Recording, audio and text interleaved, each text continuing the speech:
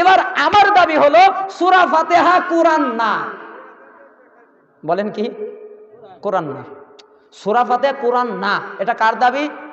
আমার দাবি। আপনারা তো এবার লাঠি নিয়ে উঠবেন যে বেটা কয় বলে কি সূরা ফাতিহা নাকি কোরআন না, অথচ কোরআনে আছে। আচ্ছা আমি যদি বলি আমার কথার দাম বেশি না আল্লাহ বললে তার কথার দাম বেশি? বাশারের কোনো দাম হলো, এর কোনো মর্যাদা আছে, এর কোনো জ্ঞান আছে, এর কোনো ইলম আছে? এর তো কোনো ইলমই নাই, কোনো জ্ঞানই নাই। আসলে সত্যিকার কথা আমার কোনো ইলমও নাই, ওরকম জ্ঞানও নাই। আল্লাহ তাআলা নিজেই বলছেন ওয়ালাকাদ আতাইনাকা সাবআম মিনাল মাসানি ওয়াল কুরআনাল আযীম, হে নবী আমি তোমাকে দান করেছি 7 আয়াত যা বারবার পাঠ করা হয় এবং দিয়েছি মহান কোরআন। বলেন তো কে বললেন? সূরা হিজর আয়াত 87। কয় নম্বর আয়াত?